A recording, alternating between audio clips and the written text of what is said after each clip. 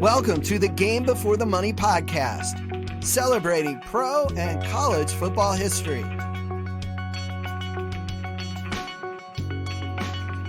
Hello again, Jackson Michael from the Game Before the Money here. You likely know the Game Before the Money radio show ran on the Sports Map Radio Network this season. In this podcast are 3 interviews from the final episode of the radio show for this season, featuring Dan Neal, who was a member of 2 Super Bowl winning teams with the Denver Broncos, Upton Bell, who was director of player personnel for 2 Super Bowls with the Baltimore Colts, and Super Bowl 30 most valuable player, Larry Brown of the Dallas Cowboys, who won 3 Super Bowls with the team. Between the 3 of them, that's 7 Super Bowls worth of experience that they shared, and I'm excited to bring it all to you here on the Game Before the Money podcast. Here are the interviews as aired on the February 11th Game Before the Money radio show. Please remember to check out thegamebeforethemoney.com. Denver Broncos offensive lineman Dan Neal, part of 2 Super Bowl winning Denver Broncos teams with John Elway at quarterback. Here's Dan Neal sharing with us his Super Bowl memories and his look at Super Bowl 57. What do you see going into this Kansas City-Philadelphia matchup? There's 1,000 ways to kind of dissect each game and each team. These are 2 pretty good football teams. Philly's been good all season, and Kansas City has been good the past 4 or 5 years and has maybe the best quarterback in the league. So I kind of would say I don't know what's going to happen. I mean, obviously it's going to come down to some of the cliche stuff, turnovers, mistakes, all that. But I think these are pretty evenly matched teams. I think anything can happen. You know, both teams have really good lines on both sides of the ball. Can you kind of talk about that and what to look for, seeing one team maybe gaining an advantage in the line of scrimmage? Jones is going to be something to see how the Eagles stop him. He obviously took over the AFC Championship game at the end. I mean, he's a hell of a player. And, you know, the Eagles have a great pass rush, aggressive defense. Eagles' offensive line has been really good all year, and they are really good. I think better than the Chiefs' offensive line. But, you know, the Chiefs do what they need to do, and really it's give Mahomes time to let Mahomes do what he does. They're not a great running team, but they're adequate. So, I mean, if you have to give a nod, I'm going to give the nod to the Eagles on both sides of the ball, but not by much. Coming into your first Super Bowl, you know, the Broncos played the Packers. At the time, the Packers had the stud defensive tackle in the league in Gilbert Brown. Do you remember what the strategy was in containing him? You know, he was a good player, but he kind of played into our system. Gilbert was more of a north and south stopper. He didn't like to go east and west, and we were an east and west running team. So it really, we didn't worry too much about him. We felt pretty confident we could handle him, and I think we did in that game. You know, you look at each player and kind of in a unit, and you kind of strategize what we need to do to be successful against this defensive unit. And if there's a really great player, you need to consider how you're going to handle that great player. And that kind of is the scheme of things. And I think there's good players all around. I don't think there's a player that, for me, if I'm either one of these teams and I say I have to do something totally different for this one player. Like Aaron Donald's one of those guys. I don't see one of those guys on either side of the ball in this game. Oh, really? Including Chris Jones then? Chris Jones is the closest one, but I mean, he's a good player and he has his moments, but he's not every play. And again, he's a great player. This is by no means a knock on him, but he's not Aaron Donald good. I mean, literally, Aaron Donald will take over a game if you don't account for him. Going back to your first Super Bowl a second and that experience, you know, Elway had been there before. Did the veterans, did they kind of guide the younger players into what a Super Bowl experience was going to be like? Absolutely. I think that's one of the intangibles that the teams understand that maybe sometimes the fans overlook. And that's why I think the Chiefs have a little bit of advantage here is their main guy, Mahomes, has been here twice, right? He's won one, lost one. He knows this game. He's comfortable right now. you look over the Eagles side of the ball, there's still a few holdovers from that World Championship team they have with Nick Foles, but there's a lot of turnover, and their main guy, and Hurts, has not played in this game before. And I can't express enough how different this game is start to finish. It is something you've never experienced. You can't even explain it. You have to experience to understand it. So that's advantage to the Chiefs. But again, there are enough veterans on that Eagles team that I think will set the example on here's what we do, here's how we go about this, here's what they expect. And really it's set the example. It's how they handle the week that the other guys, because all those young guys are watching them for guidance on what to do and expect. Can you kind of talk about what the day before the Super Bowl is like? This is how we did it in Denver, and I think most teams do it this way, and that is there's a 2-week ramp up to this game. And so the first week we did a normal install game plan week like we were going to play on Sunday. And then we flew out to San Diego, I believe that Saturday, settled down, did the light stuff on Sunday. And then we repeated another game week that week before the game. We're creatures of habits. And so by doing the routine that we're so ingrained and used to, it kind of kept things normal. You're still in your routine. You're obviously in a hotel. There's a lot of differences, but you're in your routine, and it's a work week, and you know the expectations and what to do. So as far as like where are they today on Thursday, this is a Thursday work day for them. And then Saturday is, they get ready for that game. It'll be the same thing they do every Saturday all year. So it kind of keeps you from thinking too much about it and focusing on the routine of what you're used to. On that first drive that you guys had the ball, you made a great play, pulling a guard, taking out a Falcons player. I think you called it the power play. And then Terrell Davis got a big gain.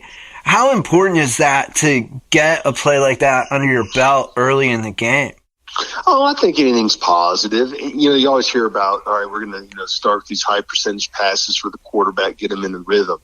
Well, it's not just a quarterback. We all got to get in a rhythm. They just focus on the quarterback, and linemen do too. And we script the first 20 plays, and a lot of teams do this. Here's the things we're going to go in this game looking to do. And you look at those first, 4, 5, 10 plays and say, what are we going to do here? Are we doing empty backfield drop back, 7-yard drop back, chunking the ball where it's a lot of pressure on offensive linemen?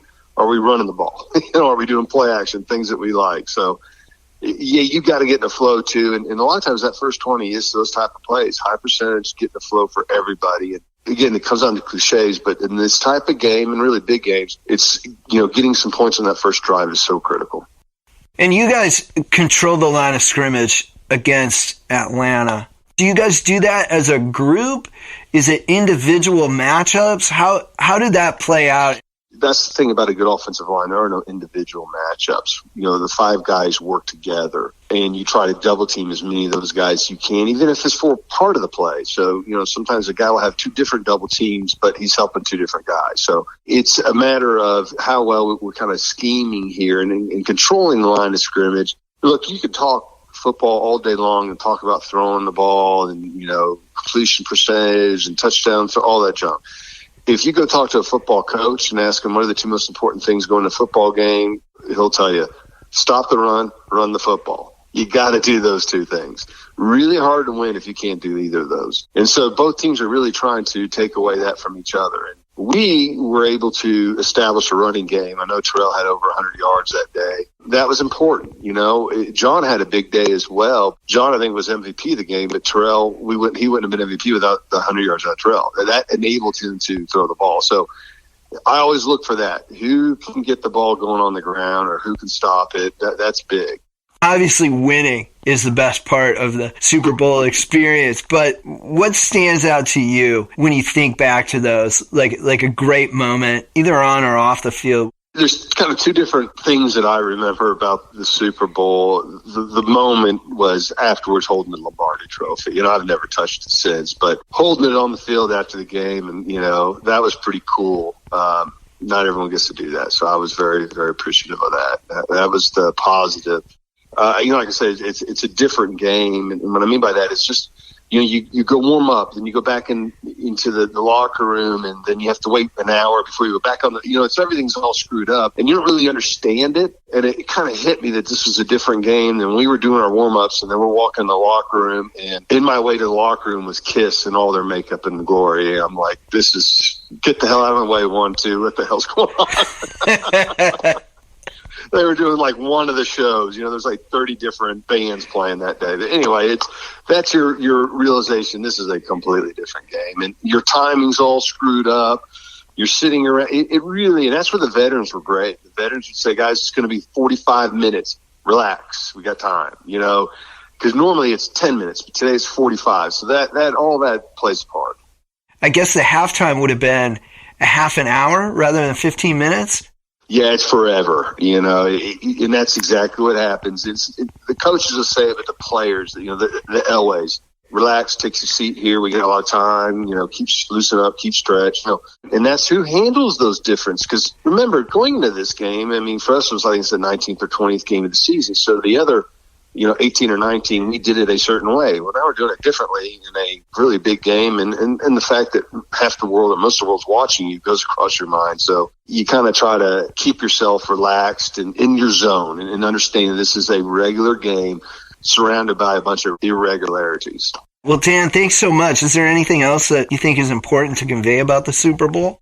I can't convey enough how fortunate each and every one of these players, win or lose, is to be able to experience it. It's, I'm close to 50, and it's one of the things I cherish most is just being able to be out there for one.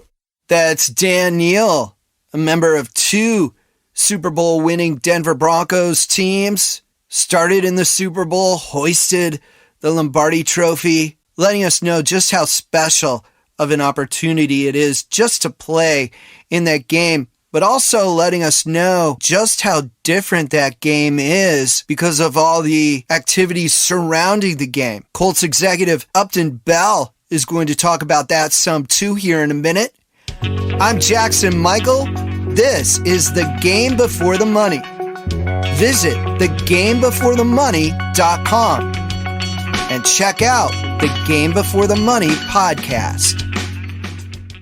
With me now is Upton Bell, Director of Player Personnel for the Baltimore Colts in Super Bowl III and Super Bowl V.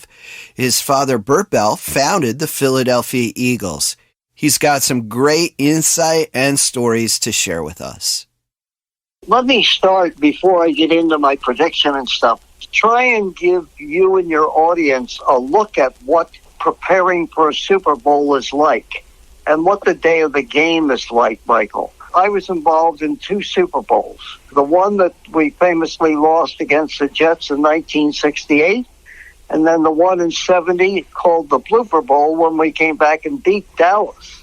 One of the things that people really have to understand about this is day of game is really difficult for a player. Now, in those days, the game started at 3:30, and our players already thought it was too long to wait to play. You have to deal with your nerves. You have to deal with a different time of eating the pregame meal and getting taped. A lot of the guys go out to the stadium early. They walk around. They sit around. For the public, it's great. They have this programming all day long, and people gather for parties. But for the player, it might be the tensest game of the year because nothing a player hates worse than having to wait. So in those days, I can remember the first one when we played against the Jets and Joe Willie Namath, 3:30 game, and the big news was Carol Rosenblum, our owner, was, of course, very close to the Kennedys, and Joe Kennedy was coming to the game with Teddy, and this and that, and Nixon was calling the locker room, and I'm saying, I'm not going to tell Shula, but Nixon wants to talk to him because Shula will kill me for that. But think about that. It was 3:30 then. Now it's 6:30, which is even worse. So you have to change your whole routine. But the other thing that you have to remember, too, is you warm up. You sit around. You warm up. You come out to the national anthem. And then you have the coin toss, which could take from here to eternity. Then you finally kick off.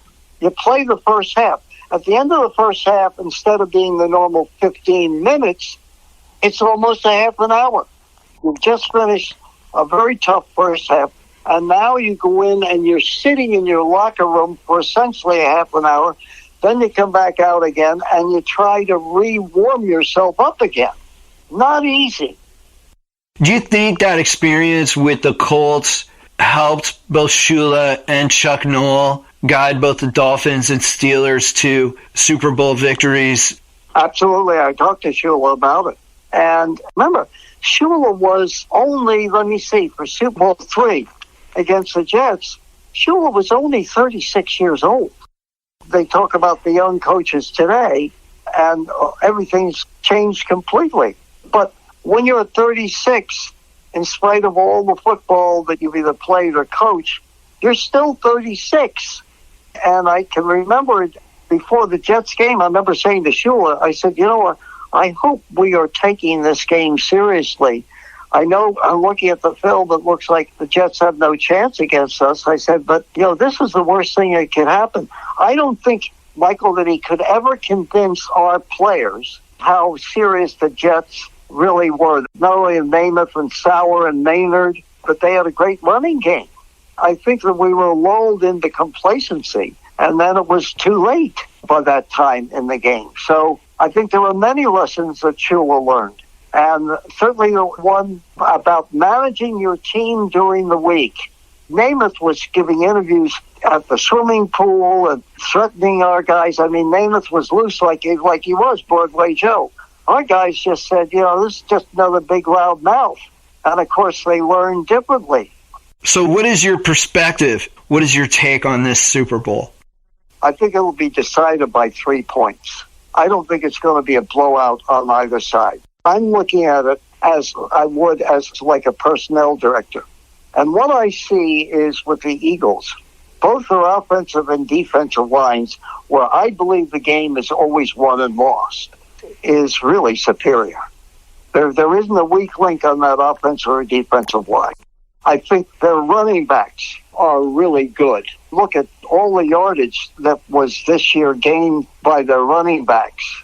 It's over 1,200 yards. So they can establish the run, and then you have Jalen Hurts running and passing, not proficient as a passer as we would normally look at, like a Patrick Mahomes, but he's such a threat running that it causes a problem for the defense. I think they're really evenly balanced on defense. They're as good as any team in the league. When I look at going into a Super Bowl, who's the best balanced team? Like last year, the Rams were a better balanced team than the Bengals. In the end, the Rams won because they really were a better, in my opinion, constructed team. And Patrick Mahomes, he's going to be throwing against a really balanced team, and he is going to, believe me when I tell you this, Kansas City has improved their offensive line, but they ain't seeing any Cincinnati pass rush this time. They're seeing, I think, one of the better pass rushes in football, period. The big question still is Patrick Mahomes still mobile enough to avoid a much more difficult rush than he saw against the Bengals? I would say that the Eagles are going to design their pass rush to keep him in the pocket. That doesn't say he can't be really dangerous. But the other thing you have to really consider is he was out of receivers at the end of that Cincinnati game. How good are those receivers right now? Have they recovered? Who knows? Another point, their running game. Their running game is questionable. They didn't run the ball very much against Cincinnati. They're going to have to run the ball this time. Now, they got Hilaire back, who I really liked a lot.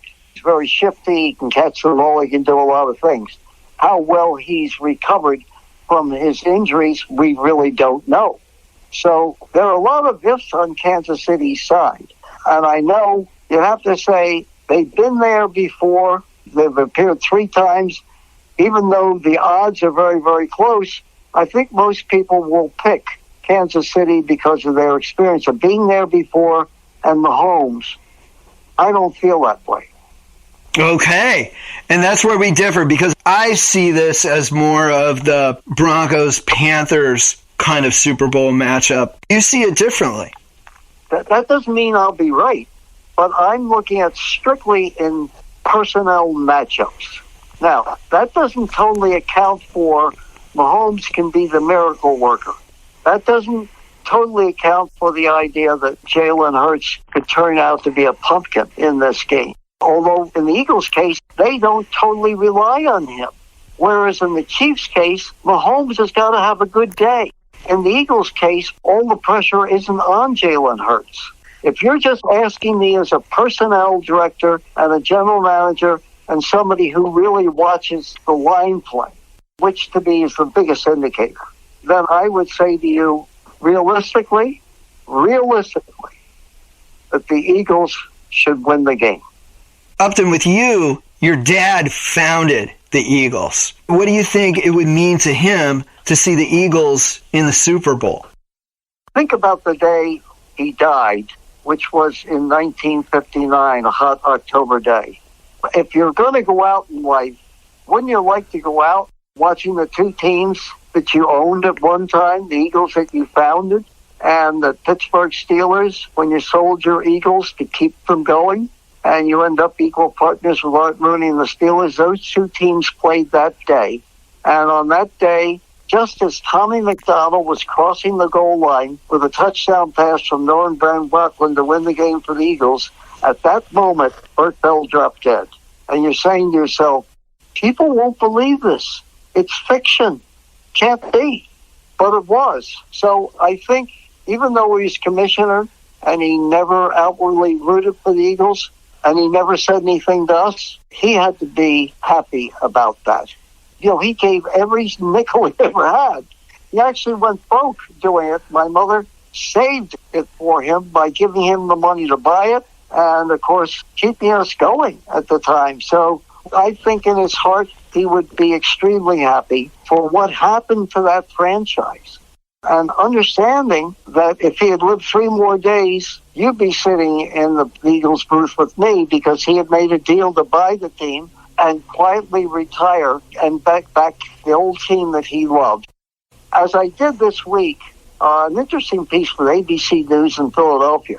There was a person who had a conversation with my brother before he died about Burt Bell and about the Eagles. And this person either contacted ABC News or they contacted him. And he said, as a last wish of my brother, he was taking an Eagles pennant out and putting it on my father's grave. So they actually went out there and they had me on the other line. And so at the ending of it, they asked me what I thought. And I said, Daddy, the Eagles by 3 and you can count on it. Eagles by 3. That's Upton Bell's prediction for his late father, Burt Bell, who founded the Philadelphia Eagles. I'm Jackson Michael. This is the Game Before the Money. Coming up, Super Bowl MVP Larry Brown of the Dallas Cowboys. Larry Brown of the Dallas Cowboys won the Most Valuable Player award in Super Bowl 30.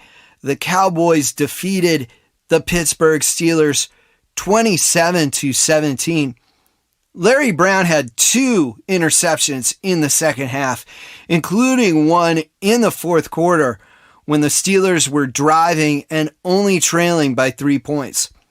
Both of Brown's interceptions led to touchdowns and helped Dallas win their 3rd Super Bowl in 4 years. The Cowboys won 2 Super Bowls with Jimmy Johnson as their head coach. Barry Switzer was hired after the Cowboys had won 2 straight Super Bowls. A confusing situation to this day. We'll hear Larry Brown discuss that. He's also going to share stories about other great moments in his career. Brown grew up in Los Angeles. He was drafted by the Cowboys in the 12th round of the 1991 NFL Draft, and he ended up starting for the team that season. Imagine that. They don't even have a 12th round anymore. They called Brock Purdy Mr. Irrelevant at the end of the 7th round. And here's Larry Brown ending up starting in 3 Super Bowls and was named Super Bowl MVP. That's a great story there. Here's the Game Before the Money interview with Larry Brown. Larry, you were a 12th round pick. coming out. Nobody expects a 12th round pick to make the team. And Yeah, not be on the team. That's right. You're a starter. How did that come about, do you think? Well, you worked hard. The fact is, when I got there, I knew I had to do well on special teams, and that was going to be my primary thing, and I did well on special teams. And when I got an opportunity to play, you got to produce. And so I felt that I could make the team. The other thing that helped me, I was the only defensive back that got drafted that year, even though I was a 12th round pick. They didn't take any other defensive backs, and I think that also helped me as well. And then in 91, the wild card game against Chicago, you got a pick off of Harbaugh. Can you walk us through that, please? Yeah, we knew that Harbaugh was going to take some shots. The Bears were a really good team back then, and we went up to Soldier Field. The weather was a mess, and they were going to take their shots, and they're going to take their shots at a young guy. So when I got that pick, it brought a lot of confidence to me. Unfortunately, we went on the next week and lost to Detroit in the second round, but that game there really gave us an identity of what we thought we could be. And that Chicago game helped me as a player because they had some great guys on that team. And that helped you going into the 92 playoffs? Absolutely, because at that, remember, in 92, 91, 2 years prior, they're 1-15. So no one thinks that you're going to go from 1-15 to deep in the playoffs to Super Bowl. So, but that game there, I think we realized that we could be good. Even though we lost to Detroit, we kind of started to believe, okay, we got something here. And they added some pieces, and the rest is history. And then you played San Francisco in the NFC Championship 3 times. I guess you would have been covering John Taylor. Both, everybody. I was on Jerry sometime, John Taylor sometime. So there was some great matchup. Those teams are incredible teams. Those games are, and we've always felt those championship games, whoever won that game was going to win the Super Bowl. So there were Super Bowls before Super Bowls. So they were just as electric, they were just as exciting, and we felt that if we can get past the 49ers, we'd win the whole thing. And that was, every time we beat the 49ers to get there, we won it. Whenever they beat us to get there, they won it. So it ended up working out that way. The first Super Bowl against Buffalo, you had an interception, I think in the second quarter. I did. Frank Reich. Frank Reich, that's right. So again, they're going to test the young guys. So you have to be prepared for it. And as a defensive back, you want to be tested. You can't get interceptions unless they throw at you. So some guys are afraid, but you really want them to throw at you. If you're not afraid to make plays, go make plays and they'll stop throwing at you. And you had walked us through the second interception you made in the Super Bowl. Can you talk about that again, where you jumped the slant route? Yeah, was that something you saw in film? The first interception, Charles Haley was sacking the quarterback as he was throwing the ball, redirected arm, ball got away from him, and that was a gift. The second one was a blitz check, and I beat the receiver to the spot and cut him off. And so I just jumped it. I went for it. So either I was going to make a play or I was going to get beat. And I was fortunate enough to make a play and it helped affect the game. And you knew from where the receiver lined up? Absolutely. They only really had 2 blitz checks at that time, either a stop route or a slant, and based on their splits, you could tell which one it was. So it was somewhat predictable at that time. So I noticed that, and I took the chance. And then how surprised were you when you found out that Coach Johnson was leaving, and how did you find out? Shocked. Nobody knew. We found out at the press conference like everyone else did. So it was total shock, and we didn't know how, obviously we don't deal with Jerry. Jerry's the owner, but it was unexpected and it was shocking for all of us. And is there anything else special about those Cowboys teams that you want to convey to everybody? Or I think that had they kept Jimmy Johnson together, we probably would have won another 3 if him and Jerry stayed together. When we won those 3 that we did, we were the youngest team in football. And I think Jimmy would have kept those teams together. He would have found a way.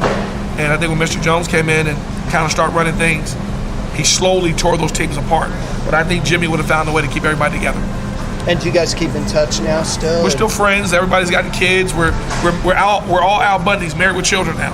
So, yeah. And you said your son plays for UCLA. My son plays football at UCLA. So Emmett's son plays at Stanford. So we got kids all over, and we're just excited to be supporting our kids. All right. Well, thanks so much, Larry. I really appreciate it. Thank you.